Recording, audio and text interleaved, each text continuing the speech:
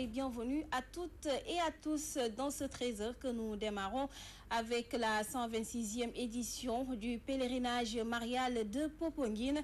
Le sanctuaire marial a abrité la célébration de la Pentecôte qui marque la venue de l'Esprit Saint et la fin du temps pascal. Une messe présidée par Monseigneur Ernest Sambou, évêque de Saint-Louis, qui a vu la participation de nombreux pèlerins. Le reportage de Marguerite Rosalie Ndiaye.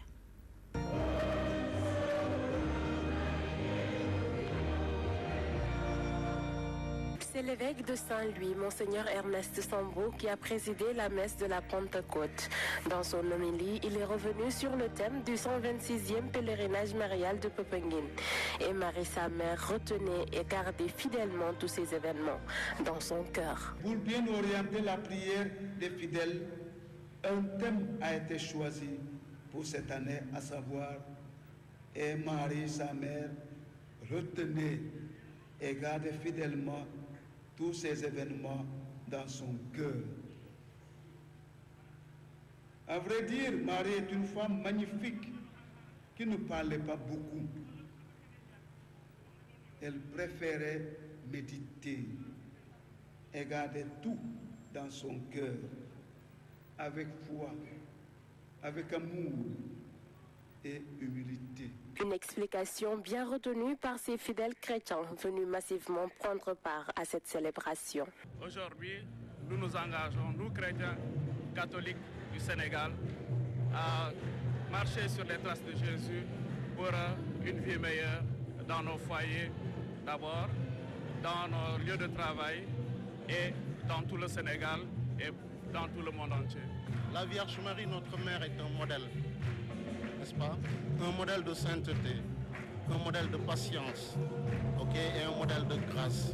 C'est une chance pour nous de pouvoir toujours retourner à la Vierge Marie. Ces fidèles qui n'ont pas manqué de prier pour un Sénégal meilleur, mais aussi les pays en guerre. Je porte tous mes frères, musulmans, chrétiens, et surtout nos frères de l'Afrique centrale, et que Dieu les éclaire, qu'ils soient tous bénis et que toute bagarre cesse, sachant que nous sommes tous des humains, fils de Dieu. Tout le monde, tous nos semblables, ce peuple qui est le nôtre, notre patrie, nos amis, notre famille, un peu tout le monde, parce qu'être chrétien, c'est d'abord penser aux autres. Cette célébration de la Pentecôte, jour de la venue de l'Esprit Saint, a été chantée par la chorale de Popenguine. Ce lundi, ce sera au tour de la chorale de Banjul de chanter la messe qui sera présidée par Monseigneur Paul Abel Momba, évêque de Ziguinchor.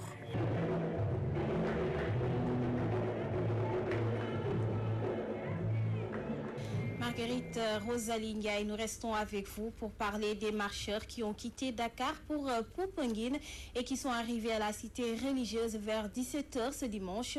Ils étaient au nombre de 11 000 et ils ont été accueillis par l'évêque de Thiès, Monseigneur André Gueye. Les réactions de certains d'entre eux sont recueillies par Marguerite Rosalie Ndiaye.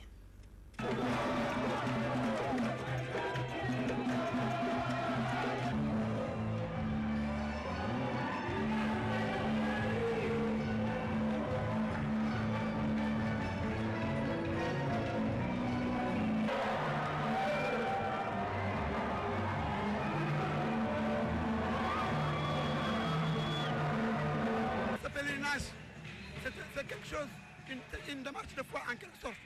Parce que c'est pas pour aller faire la fête, c'est pas pour aller s'amuser, c'est pas pour aller se saouler, c'est pour aller rencontrer la Vierge, la maman de tout l'univers, celle à qui nous accordons une bénédiction, celle qui a accepté de dire oui sans ne pas comprendre le pourquoi.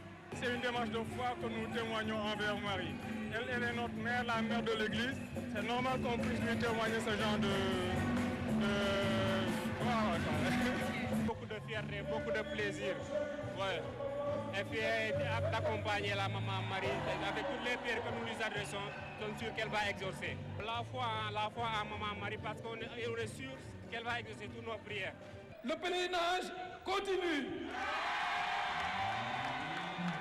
La marche l'a ouvert, il n'est pas fini. Donc, je vous demande de rester dans la dynamique du pèlerinage. Bien sûr, il y a la joie des retrouvailles, la joie d'être chrétien, mais n'oubliez pas l'essentiel qui est la foi, la communion fraternelle et le partage de la joie d'être chrétien. N'oubliez pas ça. De la commune de Popenguine-Ndayane rencontre d'énormes difficultés, dont le chômage criard des jeunes, la pénurie d'eau, entre autres. Ces dernières interpellent les autorités municipales et étatiques, nous dit Théodore Semedo. Popenguine-Ndayane, une commune à problème. Dans cette localité du département de Mbour, où vivent plus de 13 000 âmes, les jeunes peinent à trouver de l'emploi. Les jeunes ne travaillent pas, il n'y a pas d'usine, il n'y a rien. Ils ont dans les chantiers des maçons là, etc. À cela s'ajoute l'absence de financement pour les femmes, les pénuries d'eau quotidiennes, le manque d'éclairage public et d'infrastructures routières, entre autres.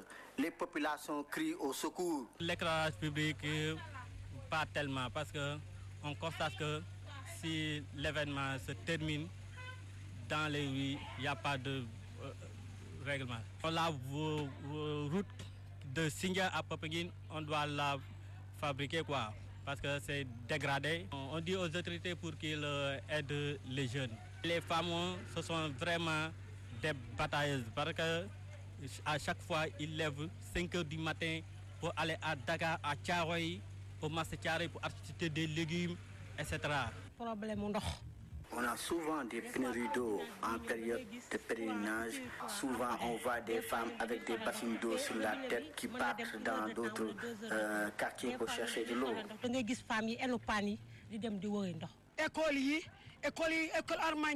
On veut être aussi aidé dans l'éducation, car l'école Armand Ndiaye a des bâtiments vétustes. Les autorités académiques nous avaient promis des solutions, mais jusqu'à ce jour, elles tardent. Érigé en 2008 en commune, Popenguine-Ndayane attend toujours des mesures d'accompagnement avec l'avènement de l'acte 3 de la décentralisation. Popenguine 2014, Théodore Semedo, Ibungom, Charles-René Fall, Walfadjri. Merci à vous Théodore Semedo. Et puis en bref, la drogue s'invite au pèlerinage marial. La gendarmerie de Popenguine a procédé à une importante saisie de chanvre indien. Nous y reviendrons dans nos prochaines éditions avec le point de presse de la gendarmerie prévu cet après-midi.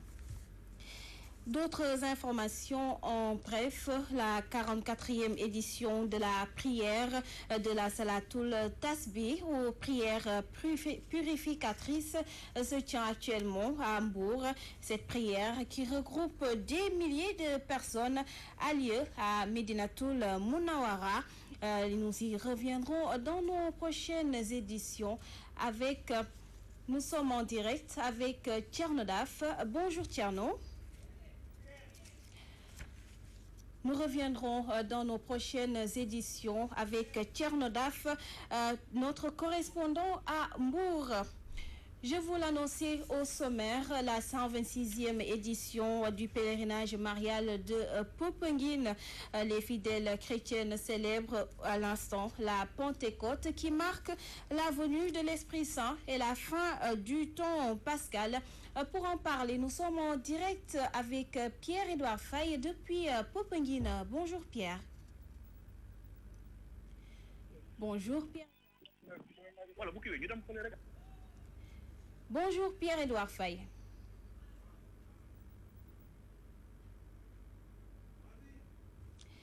Bonjour Pierre-Édouard Faye. Nous sommes en direct avec vous. Est-ce que vous pouvez nous faire le point de la messe qui se tient actuellement à Popenguine?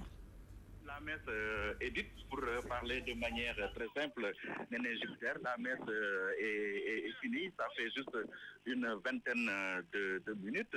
Actuellement, les pèlerins sont en train de rejoindre leurs différents campements pour pour se restaurer et revenir peut-être dans l'après-midi pour la prière d'envoi, la cérémonie qui clôture cette 126e édition du pèlerinage marial de Popenguine. Alors, nous allons saisir quelques pèlerins dans le vif pour essayer un peu d'avoir leur réaction après la messe célébrée par Paul Abel Mamba. Nous sommes avec un pèlerin. Votre nom, monsieur? Monsieur Pierre Gomis. Pierre Gomis, comment avez-vous vécu cette 126e édition du pèlerinage marial de Popenguine? Tout à fait comblé, parce que c'est un pèlerinage qui a débuté par une neuvaine de prières et ça m'a beaucoup marqué. Et le thème qui était « Et Marie, sa mère, retenait et gardait fidèlement tous ces événements dans son cœur » a été un grand thème qui est une suite normalement du thème précédent. Alors nous pouvons dire que simplement par rapport à la célébration, il y avait vraiment une fervente prière. Et nous avons ici aussi la chorale des Gambiens qui nous a vraiment gratifié de très beaux chants. Et nous avons tous, en tout cas, participé à la prière unanime. Et ce qui a été aussi le comble, c'est que nous avons eu non seulement différentes nationalités qui étaient là, mais nous avons vécu une Sénégambie dans la joie et dans la paix. Et que nos prières accompagnent vraiment ce pays qui nous est cher et qui est aussi cher à beaucoup d'Africains. Et c'est pour cela que je disais encore une fois que si c'était un thème qu'on pourrait prendre dans la sous-région, ce serait une très bonne chose. Voilà ce que je voulais dire avec vous, Monsieur Pierre. Merci de m'avoir donc accueilli et de m'avoir tendu votre micro pour que je puisse parler avec vous. Pierre Gomis, vous êtes de quelle paroisse? Je suis de la paroisse Saint-François d'Assise de Kermassar. Alors, je suis également aussi communicateur catholique qui intervient dans la radio Dunia. Et mon émission s'appelle Vive Dieu. Et chaque dimanche de 9h à 10h, je suis en train de mettre là-bas. On le concède au nom de la confraternité. Voilà, donc, Néné Jupiter. Alors, la particularité de cette année, notre interlocuteur l'a souligné tout à l'heure, c'est l'animation de la messe qui avait été assurée par la chorale, ou bien même les chorales du diocèse de Banjul. Alors, il faut dire également que le pèlerinage marial de Popenguine a été à l'origine d'abord un pèlerinage sénégambien, parce que Monseigneur Picarda, qui a instauré ce pèlerinage en 1888, était évêque de Dakar et de la Gambie. Donc voilà, donc les Gambiens ne sont venus que prendre part à une manifestation qui les concerne au premier plan. Donc c'était Pierre-Édouard Faye depuis le sanctuaire marial de Popenguine pour la radio-télévision Walfadjri. Merci à vous, Pierre-Édouard Faye, qui vient de nous faire état de la messe qui a pris fin depuis une vingtaine de minutes et qui s'est tenue au sanctuaire marial de Popenguine, une messe présidée par l'évêque de Ziguinchor. Rappelez que malgré la chaleur, les fidèles ont pris d'assaut l'église et puis que le thème retenu cette année s'intitule « Et Marie, sa mère, retenait et gardait fidèlement tous ces événements dans son cœur ». Cap sur Vélingara pour parler de l'association des personnes vivant avec un handicap qui juge insuffisant le nombre de cartes d'égalité de chance remis à leur association. Ces personnes vulnérables dénoncent le manque d'eau et d'électricité dans le village des Lépreux. La correspondance de Chertia. Les personnes vivant avec handicap dans le département de Vélingara sont très remontées contre le gouvernement de Macky Sall. Réunis en assemblée générale de renouvellement, ces handicapés ont dénoncé la non-application totale de la loi d'orientation sociale et ils ont jugé inadmissible qu'un mandat soit donné au ministère de la Santé via un médecin pour faire identifier les personnes vivant avec handicap. Venu présider cette assemblée générale à Vélingara, Boubacar Baldé, le président de la Fédération régionale des personnes vivant avec handicap, estime qu'il sera difficile pour un médecin de consulter 2000 personnes vivant avec handicap pour le seul département de Vélingara. En même temps, il faut que tu aies une attestation signée par un médecin, montrant que tu es handicapé. Je dis que ça, ce sera très difficile. Parce que nous ne sommes pas dans le sud de ce pays, nous ne sommes pas particulièrement dans la région de Fronda, n'est-ce pas? C'est les choses très enclavées. Donc il n'y a pas de médecin dans le département de Fronda. Il n'y a qu'un seul médecin dans le département, il n'y a qu'un seul médecin dans le département de Vélingara. Si tout le monde doit converger, on a plus de 2000 personnes handicapées dans le Vélingara, il y a au moins 3000 personnes qui doivent avoir des cartes dans cette région de Fronda. Donc, est-ce que toutes ces 3000 personnes doivent être visitées par ce seul médecin au niveau de Vélingara? Après avoir remercié le directeur général de l'action sociale pour les appuis qui ont permis de réaliser des logements pour les lépreux de Kolda, Boubacar Baldé n'a pas manqué de dénoncer le manque d'eau et d'électricité constaté dans ces habitations. Les personnes vivant avec handicap du département de Vélingara considèrent comme un manque de considération de l'État du Sénégal vis-à-vis de ces personnes vulnérables. Le pire, selon eux, le gouvernement de Macky Sall n'a accepté de financer un seul des projets déposés par les handicapés pour l'année 2014. C'est pourquoi ils sollicitent la réaction positive de Macky Sall pour sauver ces handicapés de la dépendance. À Vélingara, Cheikh Dieng pour la radio-télévision Walfadjri. Merci à vous, cher Dieng. Retour à Dakar, précisément à Guintamba, à la cité Fadia, où l'insalubrité, l'occupation anarchique des rues et l'insécurité hantent le sommeil des populations. Ces dernières dénoncent le laxisme des autorités compétentes face à leurs préoccupations. Je vous propose de suivre Fatoumata Dia, le porte-parole, et s'entretient avec Ramatoulaïba. Ce qui nous fait mal dans notre quartier, c'est les occupations anarchiques, c'est l'insécurité, c'est le manque d'éclairage public, c'est la saleté comme dans tous les quartiers. Les occupations anarchiques, c'est par exemple des gens qui laissent leurs voitures, des épaves de voitures qui restent pendant des années sans qu'on les déguerpisse, n'est-ce pas? Il y a aussi le long du mur du lycée qui est occupé par des cantines, des vendeurs. Peut-être qu'ils ont des autorisations, il y en a qui n'en ont pas, mais nous voudrions que le long du lycée soit salubre, soit propre. Ce qui est plus fréquent, ce sont les vols. Les vols, parfois on nous vole nos voitures, on vole les batteries des voitures, on vole les radios des voitures, on entre même dans les maisons, on cambriole les maisons, n'est-ce pas? On prend les portables. Pour l'annoncer au sommaire, la communauté casamançaise vivant à Matam a prié ce dimanche pour la paix en Casamance sous la bénédiction du marabout Thierno Samassa. Elle a organisé un récital de Coran. Elle tient à participer pleinement et mettre fin, ou plutôt à mettre fin à la guerre fratricide dans le sud du Sénégal, tout en impliquant l'ensemble des régions du Sénégal. Tout de suite, le round-up de l'actualité internationale, c'est avec nos confrères d'Euronews. Les combats auront duré 12 heures, mais ils sont à présent terminés. Les autorités pakistanaises ont repris le contrôle de l'aéroport de Karachi, attaqué hier soir par des talibans. Le bilan est de 24 morts, dont les 10 assaillants. Les combattants lourdement armés seraient entrés dans l'aéroport hier soir en cisaillant des grillages en 2 endroits différents. Des échanges de coups de feu ont rapidement suivi, puis 3 énormes explosions ont retenti. La bataille a été rude pour la police et les commandos d'élite envoyés sur place, mais les terroristes ont finalement tous été éliminés. Entre-temps, les avions présents sur le tarmac avaient été évacués. Des fusées et des lance-roquettes ont été saisis. L'attaque intervient alors que des négociations entre le gouvernement pakistanais et les talibans sont dans l'impasse. Elle montre aussi que les autorités ne sont toujours pas capables de sécuriser des lieux aussi importants que l'aéroport le plus important du Pakistan.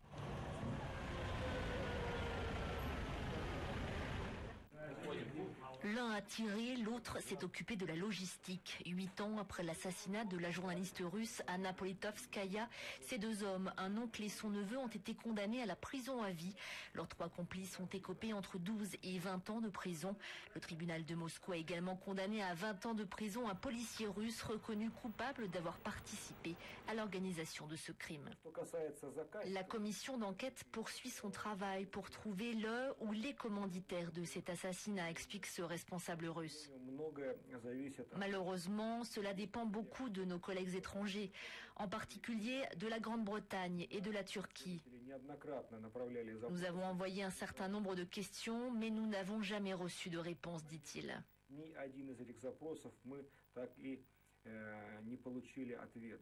Pour les proches de la journaliste d'investigation, les commanditaires sont probablement protégés par le Kremlin. Anna Politkovskaya a été abattue en octobre 2006 dans le hall de son immeuble. La journaliste était très critique de la politique de Moscou en Tchétchénie. Elle dénonçait notamment les violations des droits de l'homme. Son assassinat avait indigné les médias et les organisations de défense des droits de l'homme.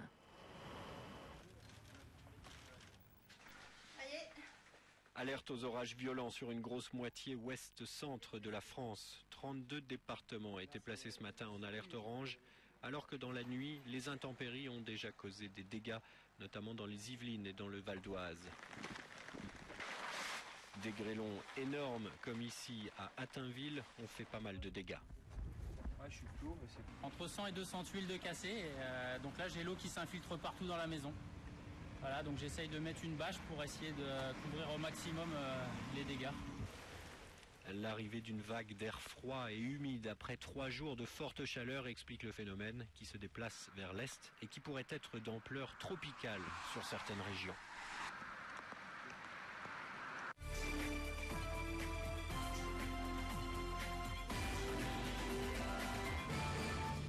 L'actualité sportive en bref avec en football féminin. Les Lions du Sénégal ne vont pas participer à la prochaine CAN 2014 qui se déroulera en Namibie. Les protégés